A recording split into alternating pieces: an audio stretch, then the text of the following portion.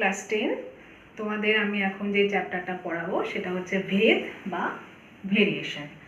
এখানে দেখো, প্রথমে আমরা একটা উদাহরণ দিয়ে শুরু করি। উদাহরণ ধরো, তোমাকে বলা হলো যে তুমি যে এলাকায় থাকো সেই এলাকার একটা মানচিত্র আঁকতে হবে। এবার এলাকা তো বিশাল এরিয়া, সেটা একটা ছোট কাগজের মধ্যে আঁকা তো সম্ভব নয়। তাহলে তখন আমরা কি করতে পারি? তখন ধরো আমরা ধরে নিতে পারি যে 10 কিলোমিটার এটা সমান আমরা 1 সেন্টিমিটার করে ধরে নিতে পারি। তাহলে 10 কিলোমিটার যে বড় বৃহৎ দূরত্ব, সেটা 1 সেন্টিমিটার মানে ছোট হয়ে গেল।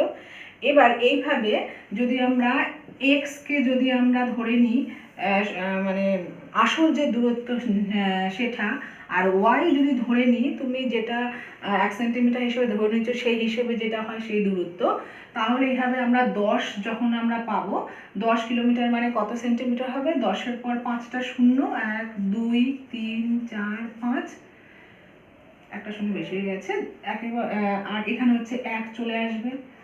আবার যদি আমরা 20, তাহলে যদি এখানে 20,000 সেন্টিমিটার নিয়ে নিই, তাহলে এখানে চলে আসবে হচ্ছে 2 সেন্টিমিটার। তাহলে এইভাবে যাচ্ছে, এইভাবে গিয়ে যদি আমরা এটা 80,000 নিয়ে নিই, মানে 8 কিলোমিটার আসলে 80 কিলোমিটার নিই, তাহলে এটা কত হয়ে যাবে? এটা তোমার হয়ে যাবে 8 সেন্টিমিটার। এইভাবে যাচ্ছে। এবার এই ক্ষেত্রে দেখো, যদি আমরা এক্স বাই ওয়াই করি, তাহলে প্রতিটার ক্ষেত্রেই দেখো এই যে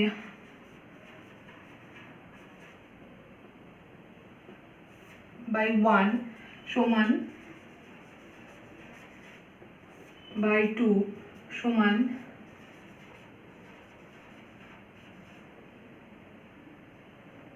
বাই 8। দেখো প্রতিটা অনুপাতই এক হয়ে যাচ্ছে, মানে এখানে কাটাকুটি করে এটা তোমার একই হয়ে যাবে। না, এখানে একটা শূন্য শূন্য, এখানে আবার কাটাকুটি করে এখানেও হয়ে যাবে। তাহলে এই যে এক্স বাই ওয়াই, এই দেখো অনুপাতটা একই থাকছে। তাহলে এখানে এক্স বাই ওয়াই এটা কি হয়ে যাচ্ছে? একটা ধ্রুবক হয়ে যাচ্ছে। এক্স বাই ওয়াই এটা একটা ধ্রুবক পদ হয়ে যাচ্ছে। এই ধ্রুবকটাকে আমরা কে হিসেবে ধরে নিতে পারি। তাহলে যদি আমরা দুটো রাশি এরকম পাই, এক্স একটা রাশি এবং ওয়াই একটা রাশি, দুটো সমজাতীয় রাশি এরকম পাই যে এক্স বাই ওয়াই সমান একটা ধ্রুবক পদ হয়, তাহলে আমরা বলি এক্স আর ওয়াই সরল ভেদে আছে। তো এবার আমরা লিখি কিভাবে? এটা লেখাটা হবে হচ্ছে তোমার x varies as y বা x proportional to y। আর এই যে x বাই y যে একটা ধ্রুবক পদ কে ধরলাম, এই কেটাকে আমরা বলবো অশূন্য ভেদ ধ্রুবক। তাহলে আমি আবার বলছি যে দুটো রাশি, দুটো সংখ্যা সরল ভেদে কখন থাকবে? যদি রাশি দুটো এরকম হয় যে রাশি দুটো যে অনুপাত সেটা একটা ধ্রুবক হয়, তাহলে বলবো যে প্রত্যেকে তারা সরল ভেদে আছে, সেই দুজন তারা সরল ভেদে আছে। তাহলে এক্স বাই ওয়াই সমান কনস্ট্যান্ট বা ধ্রুবক, তাহলে সেটাকে আমরা বলছি এক্স ভ্যারিজ অ্যাজ ওয়াই বা এক্স প্রপোর্শনাল টু ওয়াই। এবার আরও এরকম উদাহরণ দিয়ে বোঝানো যায়। আচ্ছা, এবার দেখো, যদি আমরা এরকম নিই, ধরো একটা বর্গাকার একটা তুমি আর্ট পেপার নিলে, বর্গাকার আর্ট পেপার নিয়ে যার প্রতিটি বাহুর দৈর্ঘ্য ধরো 50 সেন্টিমিটার। বর্গাকার আর্ট পেপারের প্রতিটি বাহুর দৈর্ঘ্য ধরো 50 সেন্টিমিটার। তাহলে এর পরিসীমা কত হবে? এটা হচ্ছে দৈর্ঘ্য, বাহুর দৈর্ঘ্য।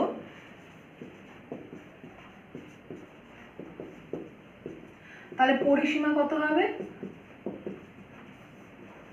পরিসীমা হবে হচ্ছে 4 দিয়ে গুণ করবো, তাহলে 200 সেন্টিমিটার। তাহলে এখানে যদি এক্স যদি আমরা বর্গক্ষেত্রে বাহুর দৈর্ঘ্য ধরি আর ওয়াই যদি আমরা পরিসীমা ধরি, তাহলে যখন এক্স 50 হবে তখন এটা হবে হচ্ছে 200। যখন এক্স 60 হবে তখন 4 দিয়ে গুণ করলে এটা হবে হচ্ছে 240। যখন এটা 10 হবে তখন এটা হবে হচ্ছে তোমার 40। তাহলে এইভাবে আরও আমরা মান এরকম পরপর পেয়ে যাব। তাহলে এখানেও দেখো, যখন আমরা এক্স বাই ওয়াই করছি, দেখো 50 বাই 200 সমান 60 বাই 240 সমান 10/40 সমান হয়ে যাচ্ছে 1/4। তাহলে এখানেও কিন্তু x/y এই দুটো যে অনুপাত সেটা আমরা কি ধ্রুবক পাচ্ছি। তাহলে এটা তখন আমরা বলবো যে x y এর সঙ্গে সরল ভেদে আছে। এবার আরেক রকম ভেদ আমরা পেয়ে থাকি। আমরা আরেকটা উদাহরণ নিই। ধরো তোমার কাছে 24টা আম আছে।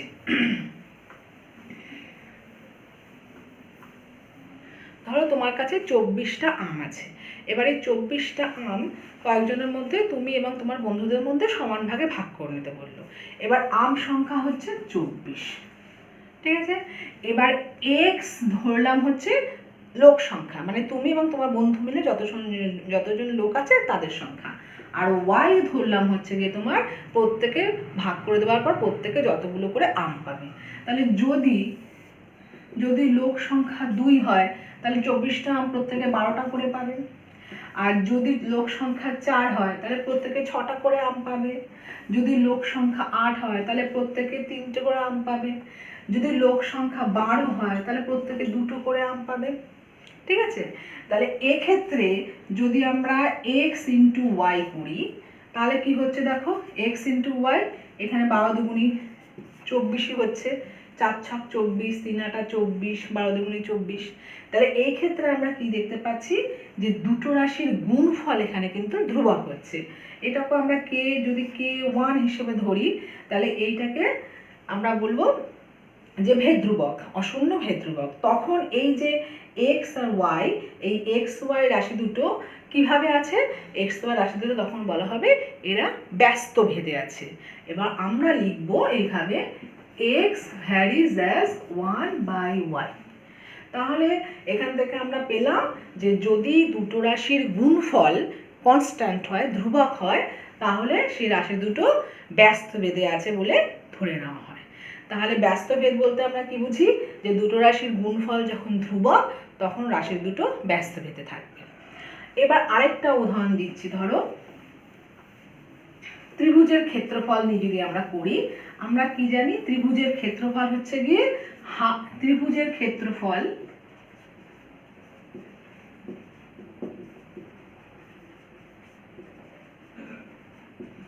হাফ ইন্টু ভূমি ইন্টু উচ্চতা। এবার তুমি এক্স কে ধরলে হচ্ছে, তুমি এটা ধরলে হচ্ছে ভূমি হচ্ছে কি এক্স, উচ্চতাকে ধরলে তুমি ওয়াই, আর ক্ষেত্রফলকে ধরলে তুমি এ। তাহলে এটাকে যদি আমরা একটা ছক করি,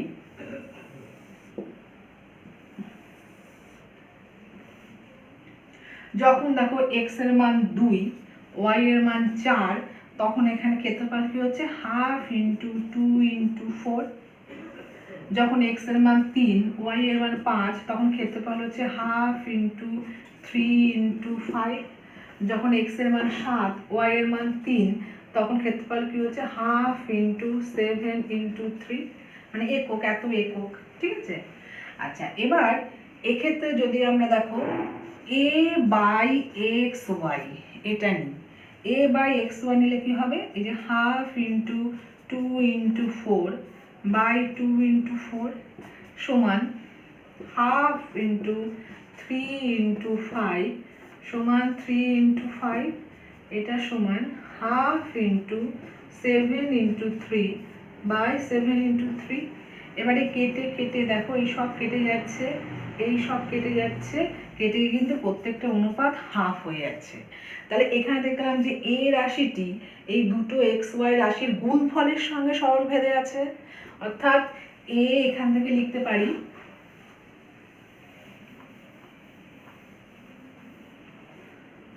এ varies as X into Y. তাহলে যদি এইভাবে থাকে তাহলে আমরা বলবো এ এই দুটো রাশির সঙ্গে যৌগিক ভেদে আছে। তাহলে যৌগিক ভেদের উপপাদ্য আমরা তাহলে কিভাবে বলবো, যৌগিক ভেদের উপপাদ্য বলতে গেলে আমাদের বলতে হবে যদি এ ভ্যারিজ অ্যাজ এক্স যখন ওয়াই অপরিবর্তিত আর এ ভ্যারিজ অ্যাজ ওয়াই যখন এক্স অপরিবর্তিত, তখন a varies as x into y হবে যখন x ওয়াই উভয়েই পরিবর্তিত, তাহলে তখন আমরা বলবো a x y এর সঙ্গে যৌগিক ভেদে আছে। এটা হচ্ছে যৌগিক ভেদের উপপাদ্য। আবার বলছি যে a একটা রাশি, x একটা রাশি, y একটা রাশি, তাহলে a x এর সঙ্গে সরল ভেদে আছে যখন y অপরিবর্তিত থাকছে, আবার a y এর সঙ্গে সরল ভেদে আছে যখন x অপরিবর্তিত থাকছে।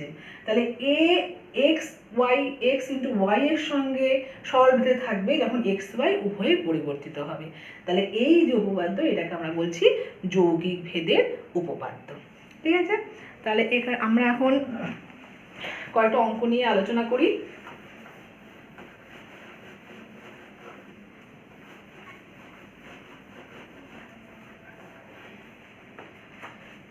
এখানে দেখো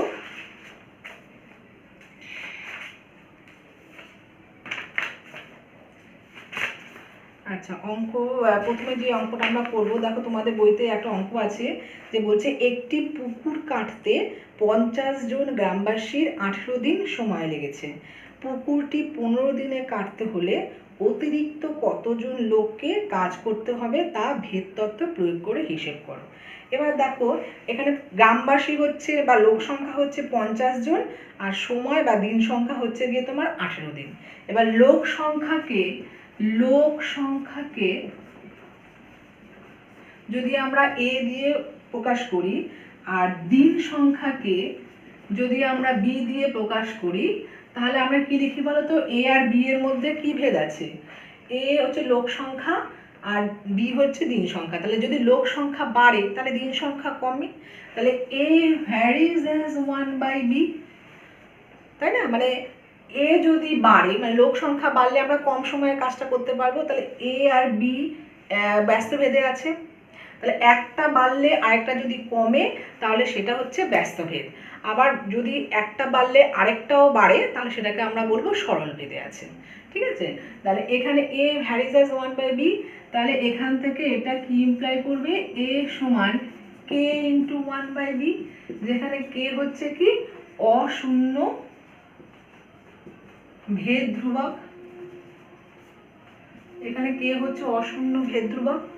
এবার দেখো বলে দিয়েছে যখন লোক সংখ্যা 50 জন, দিন সংখ্যা তখন 18 জন, অর্থাৎ যখন a হচ্ছে 50, b হচ্ছে 18, তখন b হচ্ছে 18। তাহলে এর জায়গায় 50 আর b এর জায়গায় আমরা যদি 18 বসিয়ে দিই, তাহলে এখান থেকে k এর মানটা কি পাচ্ছি আমরা? 50 ইন্টু 18। ঠিক আছে, তাহলে কে এর মান এখান থেকে আমরা পেয়ে গেলাম। তাহলে এখানে আমার সম্পর্কটা তাহলে কি হলো? এখান থেকে সম্পর্কটা আমরা পেলাম, তাহলে কে এর মান যেহেতু বেরিয়ে গেল, সম্পর্কটা আমরা পেলাম a সমান 50 ইন্টু 18 ইন্টু 1/b। এবার দেখো কি বলেছে, যদি পুকুরটি 15 দিনে কাটতে হয় তাহলে অতিরিক্ত কতজন লোক লাগবে। তাহলে যখন সময় মানে b যখন 15, তখন এর মান কত হবে? তখন a সমান কত হবে? 50 গুণ 18 গুণ 1/15। তাহলে এখানে যদি আমরা কাটাকাটি করে দিই, দেখো 5 10 কে 50, 3 5 15, 3 6 18, তাহলে এখানে গুণ করে এর মান কত বেরিয়ে গেল? এর মান বেরিয়ে গেল 60। তার মানে তখন 60 জন লোক লাগছে। তাহলে এ আগে ছিল 50 জন লোক, এখন লাগছে তোমার 60 জন লোক। তাহলে অতিরিক্ত কতজন লোক লাগবে? তাহলে অতিরিক্ত লোক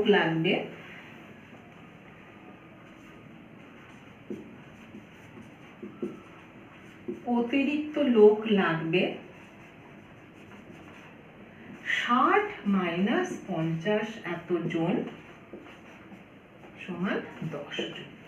এইভাবে আমাদের যদি ভেদ তত্ত্বের সাহায্যে অঙ্কগুলো করতে বলে তাহলে এইভাবে ভেদ তত্ত্বের সাহায্যে আমাদের অঙ্কগুলো করতে হবে।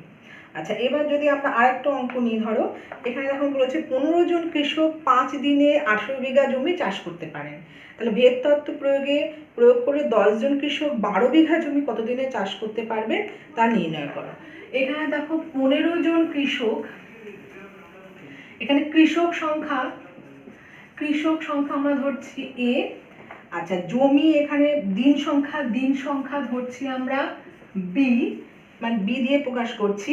আর জমির পরিমাণ আমরা ধরছি সি। তাহলে এটা তিনটে রাশি আছে। তাহলে যখন এখানে আর কি চেয়েছে, বলছে যে ভেদ তত্ত্ব প্রয়োগ করে 10 জন কৃষক 12 বিঘা জমি কত দিনে চাষ করতে পারে। তাহলে দিন সংখ্যার সঙ্গে বি এর সঙ্গে এই দুটো কিভাবে আছে, যখন দিন সংখ্যার সঙ্গে কৃষক সংখ্যা কি হবে, ব্যস্ত বেঁধে থাকবে, কারণ জমির পরিমাণ যখন অপরিবর্তিত তখন দিন বাড়ালে কৃষক সংখ্যা বেড়ে যাবে। তাহলে বি ভ্যারিজ অ্যাজ 1/a যখন সি অপরিবর্তিত,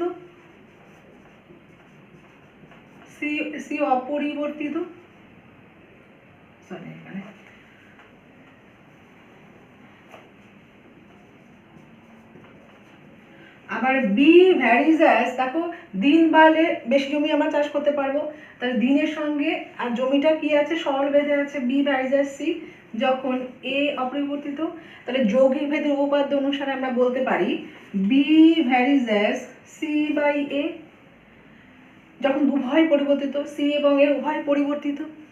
এবার এখানে দেখো বলেছে যে যখন, তাহলে এখান থেকে আমরা কি করতে পারি, এখানে ইমপ্লাই করছে বি সমান কে ইন্টু c/a, যেখানে কে সমান অশূন্য ভেদ ধ্রুবক। আচ্ছা, এটা কিন্তু অবশ্যই লিখতে হবে, এটা কিন্তু না লিখলে পরে নাম্বার কাটা যাবে। আচ্ছা, এবার দেখো মানগুলো কিভাবে দিয়েছে, বলছে যখন এ যখন 15, বি তখন 5 আর সি হচ্ছে 18। তাহলে এখানে 15 সমান কে ইন্টু সি বাই, না সরি এখানে বি সমান আছে, তো তাহলে 5 সমান কে ইন্টু সি এর মান হচ্ছে 18 আর এর মান হচ্ছে 15। তাহলে এখান থেকে কি ইমপ্লাই করছে, কে সমান হয়ে গেল 5 × 15/18। তাহলে 3 × 5 = 15, 3 × 6 = 18। তাহলে এখানে 25/6 হয়ে গেল কে এর মান। এরপর দেখো বলছে যে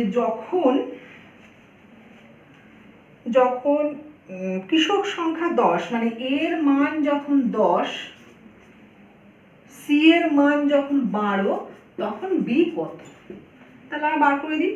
তাহলে বি সমান কে ইন্টু c/a।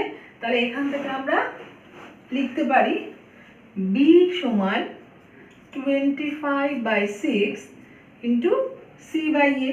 সি হচ্ছে গিয়ে এখানে 12 আর এ হচ্ছে গিয়ে 10। তাহলে কাটাকুটি করে এখন কি হচ্ছে দেখো, 6 × 2 = 12, এখানে 5 × 2 = 10, 5 × 5 = 25। তাহলে এখানে বি এর মান 5 বেরিয়ে গেল। তাহলে উত্তর কি বেরোলো, যে কত দিনে চাষ করতে পারবেন, উত্তর হচ্ছে তাহলে 5 দিনে 10 জন কৃষক 12 বিঘা জমি 5 দিনে চাষ করতে পারবে। আচ্ছা, এরপর দেখো আমি আরেকটা ছোট একটা অঙ্ক তোমাদের করিয়ে দিচ্ছি, সেইটা করিয়ে কি হয় দেখো। এখানে দেখো শর্ট কোশ্চেনের মধ্যে আছে,